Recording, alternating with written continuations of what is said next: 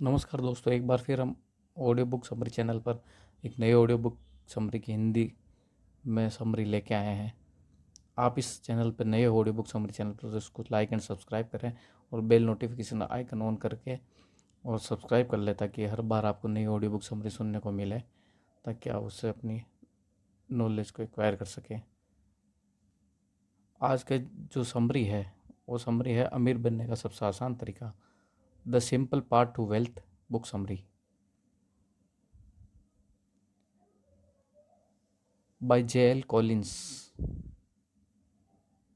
Author की daughter जब college खत्म करके घर वापस लौटी तो ऑथर ने अपने डॉटर को बोला कि तुम्हें पता है ना कि तुम पैसों को किस तरह मैनेज करना है। इस पर उनकी डॉटर बोलती है, हाँ डैड, मुझे पता है, बट मैं लाइफ में और भी चीज़ें करना चाहती हूँ, केवल मुझे केवल पैसे के बारे में नहीं सोचते रहना है। इस बात पर ऑथर को लगा कि उन्हें यह सारी फाइनेंशियल नॉलेज रिटर्न फॉर्म में लिखनी होगी ताकि मेरे चले जाने के बाद भी लोग इसे पढ़कर फाइनेंशियल फ्रीडम अचीव कर सके। तो उन्होंने ये सारी फाइनेंशियल नॉलेज इस बुक में लिखी है जिसका नाम है the simple part to wealth, और बाद में यह बुक काफ़ी फेमस हो गई। तो दोस्तों, आज के इस समरी में तो ऑथर के अकॉर्डिंग फाइनेंशियल फ्रीडम अचीव करने के लिए दो पैसेज होते हैं। पहला फेस है to achieve financial freedom, wealth accumulation phase, wealth preservation face.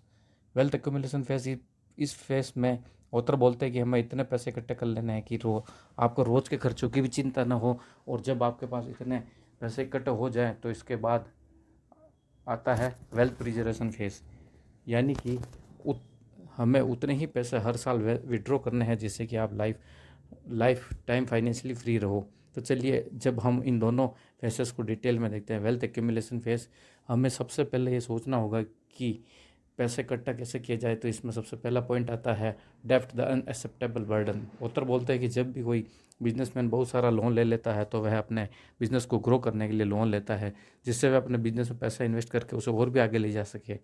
पैसे की ज़रूरत, लेकिन जब एक आम आदमी लोन लेता है तो वह अपने शौक़ के लिए लोन लेता है, जिससे कि वह चीज़ों को खरीद सके जिन्हें वह अपनी सैलरी से नहीं खरीद सकता था। और बैंक में हमसे यही चाहते हैं कि हम उनसे लोन लें, सारे बैंक यही चाहते हैं। ऑथर एक एग्जांपल देते हुए बताते हैं कि एक बार उन्होंने क्रेडिट कार्ड लिया था और 20,000 की शॉपिंग भी की थी, और उनसे बोला गया था कि अगर आप 30 दिन में अपना पेमेंट कर दोगे तो क्रेडिट कार्ड वाले उनसे कोई इंटरेस्ट नहीं लेंगे। तो जब क्रेडिट कार्ड का बिल आया तो उसमें लिखा हुआ था उन्हें बस 750 RS मिनिमम पेमेंट करना है, और ऑथर इसे देखकर बहुत ही खुश हुए कि मुझे 20,000 RS एक साथ पे नहीं करने हैं, बस केवल 750 RS ही पेमेंट करना है। लेकिन फिर ऑथर की सिस्टर ने ऑथर को बिल के नीचे वाला पार्ट दिखाया जिसमें लिखा हुआ था बचे हुए पैसों पर ऑथर को 18% इंटरेस्ट देना पड़ेगा। तो इसे देखकर ऑथर चौंक गए। वे बोलते हैं कि अगर हम अपनी इन्वेस्टमेंट से 18% रिटर्न ले पाए तो कुछ ही सालों में हम दुनिया के अमीर लोगों की लिस्ट में शामिल हो जाएंगे। लेकिन अगर कोई 18% हमसे ले ले तो हम पूरी तरह बर्बाद भी हो सकते हैं। तो ऑथर बोलते हैं कि सबसे पहले हमें अपने लोन्स को ख़त्म करना है। उसके लिए ऑथर 4 स्टेप्स बताते हैं। एलिमिनेट नॉन एसेंशियल, यानी कि सारे बेफालतू के खर्चे बंद कर दो, चाहे वह हर संडे वाला बाहर का डिनर हो या फिर 30 RS की कॉफ़ी हो। हमें इन सब खर्चों को हमारे लिए इतने ज़रूरी नहीं है, उन्हें ख़त्म कर देना है। To make your list of all of your डेप्ट, हमें जितने भी पैसे उधार ले रखे हैं उन्हें एक पेपर पर लिख दो और उनके सामने उनके इंटरेस्ट भी। List of debts, education loan 5%, home loan 20%, car loan 16.5%, and rank them by interest rate, मतलब इन सबको आप ऐसे रैंक में लिखें कि सबसे ज़्यादा इंटरेस्ट किसका उसको कम करते हुए हैं, उस बर्डन को कम करते हुए। इन सारे लोन्स को इंटरेस्ट के हिसाब से डिक्रीजिंग ऑर्डर में लिख दो, जिससे हमें पता लगे कि किस लोन पर कितना इंटरेस्ट लग रहा है, तो सबसे कम किस पर लग रहा है।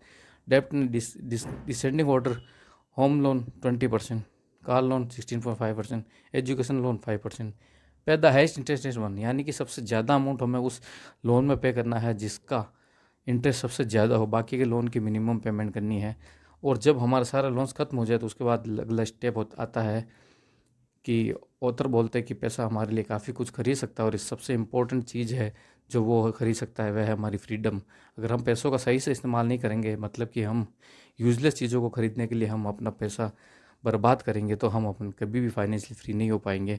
और अगर मैं घर में भी कोई बीमार भी हो जाता है या फिर कोई इमरजेंसी आ जाती तो उस वक्त हमारे पास पैसे भी नहीं होंगे, और हमें मजबूरी में ऐसी जॉब करनी पड़ेगी जो हमें कभी करना भी पसंद नहीं है। इसलिए ऑथर बोलते हैं कि हमारी पैसों को लेकर अप्रोच सही होनी चाहिए। Author famous boxer Mike Tyson का एग्जांपल देते हुए बताते हैं कि माइक टाइसन एक बहुत ही अच्छे बॉक्सर थे और उन्होंने बॉक्सिंग की स्किल में काफ़ी मास्टरी कर ली थी और एक टाइम पर उनकी नेटवर्थ $300 मिलियन थी। बट उनके खर्चे बढ़ते चले गए और माइक टाइसन महीने के 3 करोड़ रुपए खर्च कर देते थे और ऐसी लाइफस्टाइल जीने के कारण वे बहुत जल्दी ही बैंकरप्ट भी हो गए थे। वो सारा पैसा लौटा दिया। ऐसा क्यों हुआ? ऐसा इसलिए हुआ क्योंकि उनका जो एक एटीट्यूड था पैसों को लेकर वह सही नहीं था।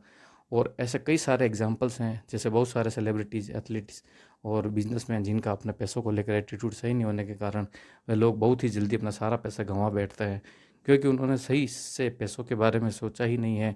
इसलिए आप ऐसी गलती ना करें। उसके लिए मैं आपको सजेस्ट करूंगा कि आप अपनी फाइनेंशियल नॉलेज को बढ़ाना शुरू करें। और अगर आप खुद से प्यार करते हो तो आपका पैसे के साथ जो रिलेशनशिप है उसको स्ट्रॉन्ग करना होगा, क्योंकि जिस तरह आप खुद की केयर करते हैं उसी तरह आपको अपनी फाइनेंशियल लाइफ का भी ध्यान रखना होगा। और ऑथर अपनी बेटी से बहुत प्यार करते थे, इसलिए उन्होंने ये बुक अपनी बेटी के लिए लिखी थी और साथ ही साथ उन सभी लोगों के लिए जो पैसों के साथ अपने रिलेशनशिप को बेहतर करना चाहते हैं। Opportunity cost. जब भी कोई इंसान कोई महंगी कार खरीदने के लिए लोन लेता तो सीधे शब्दों में उसका कहना होता है कि वह अपनी 10 लाख की कार के लिए 10 लाख नहीं देना चाहता, उससे कहीं ज़्यादा पैसा देना चाहता है।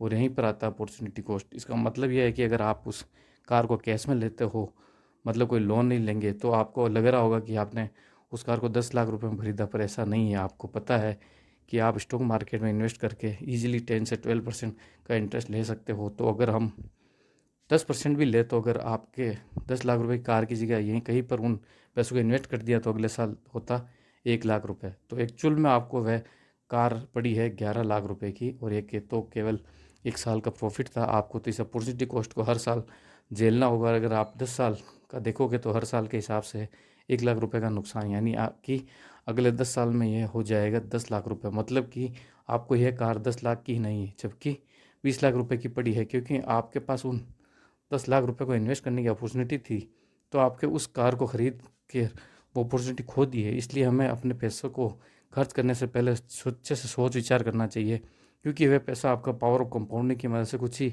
सालों में काफ़ी ऊपर जा सकता था। How to think about your investment. Warren Buffett का एक फेमस कोट है, इन्वेस्टमेंट के 2 रूल्स होते हैं। Rule number 1, never loss money, never forget the rule number 1। मतलब कि हमारा पैसों को सुरक्षित रखना जरूरी है। कैपिटल मतलब सेव, इन्वेस्ट की कैपिटल सेव करनी है अपने को सबसे पहले, उसे ही कभी भी बेफालतू जगह पर इन्वेस्ट नहीं करना है। तो अब सवाल आता है कि हम अपने पैसों को इन्वेस्ट करें या कहाँ पर। उसके लिए ऑथर इंडेक्स फंड सजेस्ट करते हैं, क्योंकि यहाँ पर आपके पैसे सेफ रहेंगे। तो दोस्तों, आपको अगर फाइनेंशियल जर्नी स्टार्ट करनी है तो इसी बुक समरी चैनल पे आपको, इस बुक समरी के नीचे डिस्क्रिप्शन के लिंक में आपको स्टॉक मार्केट में अगर अकाउंट ओपन करना है, डीमेट अकाउंट खोलना है, आपको फाइनेंशियल जर्नी स्टार्ट करनी, तो आपको यहाँ पर लिंक दिए गए जहाँ जाकर आप अपना अकाउंट ओपन कर सकते हैं। उसके लिए ऑथर इंडेक्स फंड सजेस्ट करते हैं, क्योंकि यहाँ पर आपके पैसे सेफ रहेंगे। अगर आप सोचेंगे कि अगर मेरा पैसा स्टॉक मार्केट में डूब गया तो फिर क्या होगा, ऑथर बोलते हैं कि मैक्सिमम लोग स्टॉक मार्केट में लॉस इसलिए लेते हैं क्योंकि उन्हें लगता है वे वारेन बफेट को बीट कर सकते हैं, उनसे अच्छा रिटर्न ला सकते हैं। और ऐसा सोचना एक बेवकूफ़ी वाला काम होगा। और लोग जब मार्केट नीचे आ रहा होता है तो डर के कारण अपने स्टॉक्स को बेचना स्टार्ट कर देते हैं, जिससे कि उन्हें और भी ज़्यादा लॉस उठाना पड़ता है। ऑथर बोलते हैं कि 2008-2009 के मार्केट केस में हर किसी ने अपने पैसे खोए, तो और इवन वारेन बफेट ने भी ये अपने टोटल नेटवर्थ $62 बिलियन में से $25 बिलियन खो दिए थे, और उनकी नेटवर्थ $37 बिलियन पर आ गई थी। दोस्तों, इसी ऑडियो बुक से मेरे चैनल पर मैंने द इन्वेस्टर करके बुक डाली है, जो बहुत स्टॉक मार्केट में जो काम करना चाहते हैं, काम करते हैं, उनके लिए बहुत अच्छी जानकारी उस बुक में द इन्वेस्टर बुक डाली है। उसको की ऑडियो बुक समरी भी वहाँ जाके सुन सकते हैं इसी चैनल पर। वारेन बफेट उस मार्केट क्रेश को नहीं समझ पाए थे, उन्हें भी लॉस उठाना पड़ा था। बट जहाँ पर बाकी सारे लोग पैनिक होकर अपने शेयर्स को सेल करने लगे थे, वहीं वारेन बफेट पैनिक नहीं हुए और उन्होंने कोई भी शेयर सेल नहीं किया, क्योंकि उन्हें पता था कि ऐसे मार्केट क्रेश आते रहते हैं। बल्कि उन्होंने उस मार्केट क्रेश में और भी पैसा इन्वेस्ट किया, क्योंकि उन्हें पता था कि उनके लिए एक गोल्डन अपॉर्चुनिटी। इसलिए हमें अपने इन्वेस्टमेंट के बारे में सही से सोचना और पैनिक ना होकर उन्हीं कंपनी में इन्वेस्ट करना है जिनका बिजनेस मॉडल हमसे अच्छे से समझते हैं। जिससे होगा ये कि अगर मार्केट क्रेश आएगा भी सही, तो आपको पता होगा कि आपने उस कंपनी में क्यों इन्वेस्ट किया था, जिससे कि आप पैनिक मोड में ना आकर बस शांति से बैठे रहोगे और मार्केट को रिकवर होने दोगे। तो आता है दूसरा face, wealth preservation phase. Wealth preservation phase इस फेज में उत्तर हमें बोलते हैं कि अगर हमने अपनी वेल्थ को इकट्ठा कर लिया है तो अब हमें उन पैसों को प्रिजर्व करके रखना है। अब सवाल यह आता है कि हमें फाइनेंशियली फ्री होने के लिए कितना पैसा चाहिए होता है। उसके लिए ऑथर बोलते हैं कि आपको आपके साल के खर्चों का 25 गुना इकट्ठा कर लेना है। जैसे कि मान लो आपका साल का खर्चा 5 लाख रुपए है, तो 5 लाख इंटू 25 टाइम्स बराबर 1.25 करोड़ रुपए। अगर आपके पास इतने पैसे इकट्ठे हो जाते हैं तो अब हमें उन पैसों को इन्वेस्ट करना है। कैसे करना है, तो उसके लिए सबसे पहला पॉइंट आता है don't do the speculation. Author बोलते हैं कि जब हम चीज़ों को खरीदते हैं तो हमें ये पता होता है कि हमने उस पर कितने पैसे लगाए हैं, जिससे कि हमें उस चीज़ का डर होता तो है, लेकिन तो हमें इतनी महंगी कार ले ली या फिर इतना महंगा घर खरीद लिया है, उस वक्त हमें पता रहता है कि हमारा पैसा वेस्ट हो रहा है। बट प्रॉब्लम तो तब आती है जब हम उन पैसों को कहीं पर इन्वेस्ट करके भूल जाते हैं और हम सोचते हैं कि हमने अच्छा इन्वेस्टमेंट कर रखा है, बट हम लोग खुद की रिसर्च ना करके सुनी सुनाई बातों पर अपना पैसा इन्वेस्ट कर देते हैं, जो कि इन्वेस्टमेंट नहीं होता बल्कि स्पेकुलेशन होता है, एक तरह का जुआ। इसी कारण हम अपने पैसों को गंवा बैठते हैं और हमें पता भी नहीं रहता है। तो अगर आप फाइनेंशियल फ्रीडम अचीव कर लेते हैं तो हमें अपने पैसों को प्रिजर्व करके रखना है, तो उन्हें सही जगह पर इन्वेस्ट करना है। 4 परसेंटेज मैजिक रूल, जैसे कि ऑथर ने हमें पहले भी बताया है कि हमें अपने साल के खर्चों का 25 गुना पैसे इकट्ठा करके रख लेना है, और हम ऐसा कर लेते हैं तो हमें इन पैसों से साल का केवल 4% ही विड्रॉ करना है। तो जब हम ऐसा करते हैं और अगर हम इन पैसों से साल का केवल 4% भी विड्रॉ करते रहेंगे तो भी कभी भी हमारा पैसा खत्म नहीं होगा। और 1.25 करोड़ का 4% होता है 5 लाख रुपए, यानी कि हम हर साल 5 लाख रुपए विड्रॉ करते रहेंगे, बाकी बचे हुए पैसों पर हमें अच्छा इंटरेस्ट मिलता रहेगा, जिससे कि हम अब लाइफ टाइम फाइनेंशियली फ्री रहेंगे। क्योंकि 4% निकालने लेने से हमारा पैसा कभी ख़त्म नहीं होगा बल्कि बढ़ता ही चला जाएगा, क्योंकि हम अपने पैसों पर 4% से ज़्यादा इंटरेस्ट रेट तो ले ही लेंगे। इसलिए 4% रूल अच्छे से काम भी करता है। तो दोस्तों, यह थे कुछ important lesson the simple part to wealth. इस अमेजिंग बुक को आप इस डिस्क्रिप्शन में लिंक दिया गया जैसा कि आप खरीद सकते हैं और उसको पूरा डिटेल से पढ़ सकते हैं। वेल्थ एक्यूमुलेशन फेज यानी कि हमें पैसे इकट्ठे करने हैं, और वेल्थ प्रिजर्वेशन फेज यानी कि हमें अपने जो पैसे इकट्ठे किए हैं उन्हें बचा कर रखना।